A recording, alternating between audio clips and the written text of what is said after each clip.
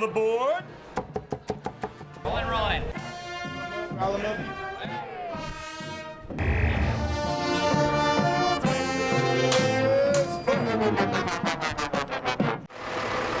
It's go time for some of the best bull riders in the business.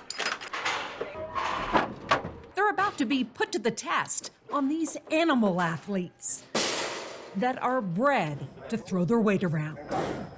I started riding bulls when I was about 15 years old. That was 11 years ago, and Ezekiel Mitchell has been chasing that adrenaline rush ever since. It was over in about 4 seconds, but when I hit the ground, I knew that I loved it and I wanted to keep doing it. This is training day for Zeke and the Austin Gamblers pro bull riding team. The cowboy is on the back of 1,700 pounds of muscle, and he left the chute with one goal. Is the challenge of actually conquering the beast. And that's what I wanted to do. I wanted to achieve that 8-second goal. But lasting 8 seconds is harder than it's ever been. Bulls are being bred bigger and badder. And every rider has a horror story. A bull pulled me down, knocked me out, split my eyebrow open, and I was knocked out unconscious with my hands still stuck in the ropes. This is Zeke's fourth ride. He is back on another bull because he hasn't been happy with the other 3 rides. It just goes to show you how competitive these bull riders are. The Austin Gamblers came close to winning a team championship last year. And so far this year, the 11-member squad is ranked number 1. This year it's kind of unfinished business, and we're just coming back stronger and better than ever. The team is competing at the Moody Center this weekend. It will be 3 nights of bucking, kicking, twisting, and leaping to prove they can handle the toughest 8 seconds on dirt. Betty Cross, CBS Austin News.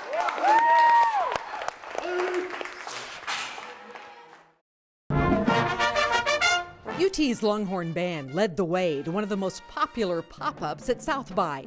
Hook'em House took over Antone's on 5th Street, and the line proves Bevo is a headliner. We love UT, so we're going to get some swag. Ikai Munatega and his family have a detailed itinerary for how to maximize what's fun and free. You need planning.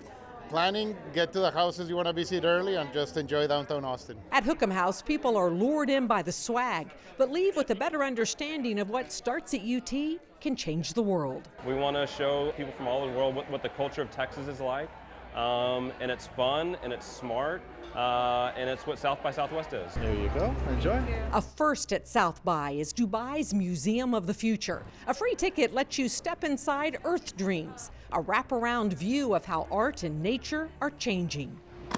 That same ticket is a passport to the most popular food and drinks in Dubai. Free samples of the city's most famous chocolate and most popular chai drinks are available to badge holders and the public. How long have you been in line? About an hour. Yeah, about an hour. Robin Carter staked out this front-of-the-line spot for FX's Alien Earth immersive experience. It's a little warm. I could do without the sun beating down on me, but yeah, otherwise it's not bad. Alien Earth made impact at South by, dropping this mysterious parasite-infected wreckage on 5th Street. Getting in without a badge requires 2 things. It's a little combination of planning and luck. Go ahead, rile them up.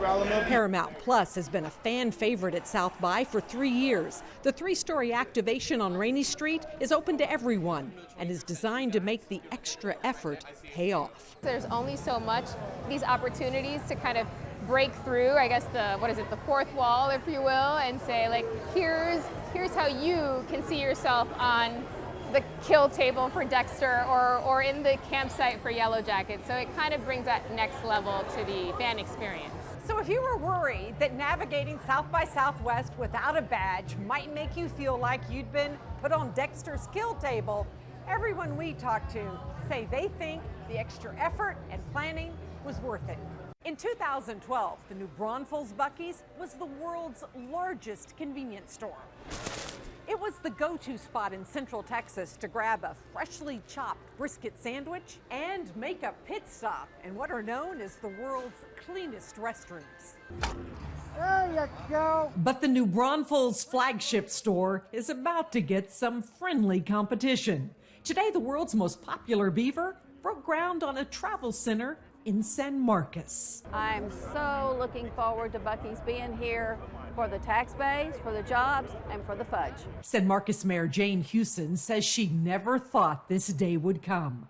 That's because the San Marcos Buc-ee's is only 20 miles north of the New Braunfels store, and it's 40 miles from the Bastrop Travel Center. I kept thinking, gee, if only we could get one here. And with the one in New Braunfels, I thought, oh, we won't. And then when I heard that they were looking at this one as a southbound to pair with the New Braunfels northbound, I did the happy dance. Fresh brisket on the board. Brisket sandwiches are one of Buc-ee's best sellers.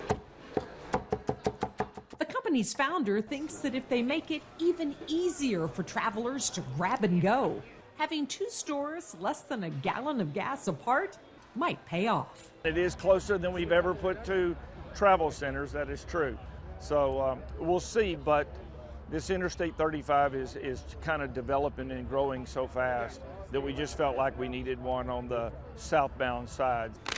If expansion plans are based on how often beaver nuggets have to be restocked, Buc-ee's executives and customers have come up with the same answer to my question. Do you think they're building the Buc-ee's too close together? No. They're all full, so we must need more. It's never too close. I want you to put one in Oklahoma. The Texas Capitol is the place to be today to get a behind-the-scenes look at how movies are made and find out why filmmaking is so important to the Texas economy. Rolling. It was lights, camera, and action on the Capitol grounds today. Exterior, Texas Capitol. Media for Texas staged a live demonstration of every phase of creating a film.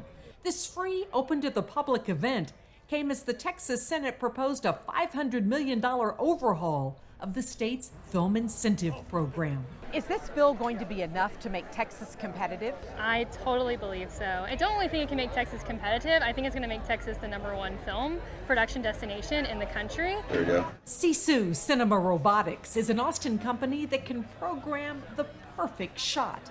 They've got the gear, but need more opportunities to use it. We need more money for films. We need more productions being shot here. Media for Texas says every $1 spent on film incentives creates $4 in economic impact. We're trying to raise awareness for our little company and what we do, but also just the broader, let's film it here. The Texas Film Experience line the Capitol Walkway with businesses that would benefit from more in-state productions. From costumes and props to hair and makeup, film incentives create jobs and push economic growth. It'll make a huge difference. Bobby Colorado trains furry and feathered performers. He's the next star. Gizmo. Without an influx of cash, states like Georgia, as well as Canada and Mexico, will keep Bullitt from getting much screen time. This has to happen. Media for Texas says Senate Bill 22 would fund incentives for the next 10 years and give Texas a fighting chance at becoming America's film capital. Betty Cross, CBS Austin News. The San Marcos Springs are a sacred place for the Mia Garza Band. We swam up through the springs until we arrived at the shores, and that's how the people came to be on Mother Earth. Descendants of the Coatecan people, the Mia Garza trace their roots back thousands of years to this very spot in Hays County. We called it Deer Pamana. A mural in downtown San Marcos pays tribute to their origin story, but today, their story is one of conflict. For 8 years, the Mia Garza have been asking the University of Texas to return the remains of 3 Native people taken from Hays County. Those ancestors are waiting to return to Mother Earth because of the process we believe in. Elder Maria Rocha explains until the ancestors are reburied, they can't complete their spiritual journey. It's much like when you bury your own family member and you think about their spirit being released and going to that joyful place, whatever it is. Well, what if you understood that our ancestors can't go there? They're suspended and they're waiting. According to ProPublica, the University of Texas has 1,900 Native American remains in their possession. Many at their archaeological laboratory on Breaker Lane in North Austin. They are sitting on shelves in a warehouse, an old beat up warehouse. It's not even a respectful place to put your ancestors. According to UT, they can't be certain the 3 remains the Miacan Garza are requesting rightfully belong to them. Mario Garza has worked on this process called repatriation for 40 years. The institution that has the remains is the one that determines whether they're going to accept your information or not.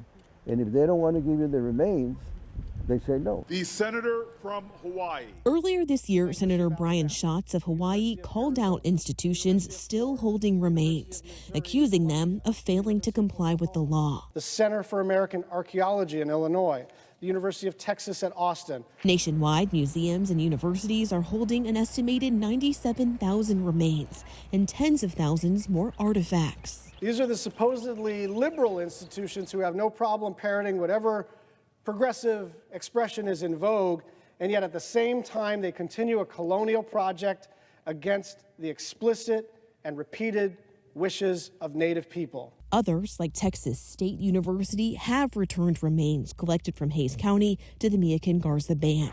After seeking permission from the ancestors, We brought some people who are going to tell your story. Maria and Mario brought us to the small cemetery where the ancestors returned by Texas State are now buried.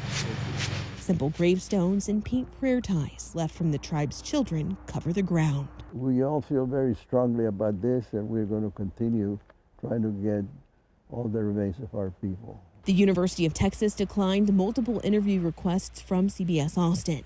In an email, UT says they worked within the law to return the remains, but, quote, found insufficient grounds for repatriation, as well as opposition from 2 federally recognized tribes. The Miacan Garza's fight is further complicated because they're only recognized as a tribe by the state of Texas, not the federal government.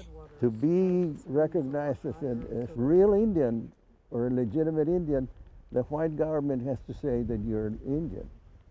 But because of our different history, there's no original Texas Indians that are federally recognized. UT sought guidance from the federal government but was directed to put the Miacan Garza request on hold. 2 years later, the Archaeological Research Lab says they don't have authority to transfer the remains without government approval. A frustrating fight that started with anger but only leaves pain for the Miacan Garza and the ancestors they believe are suffering. We believe that those spirits are in agony because they're waiting for that balance to be created. A balance they say the earth demands and their ancestors deserve, no matter how many generations it takes. We feel good that not in our lifetime, not in my lifetime, am I going to see all the ancestors released, but our children's children may see that, and we're hoping for that day to come. Melanie Torrey, CBS Austin News.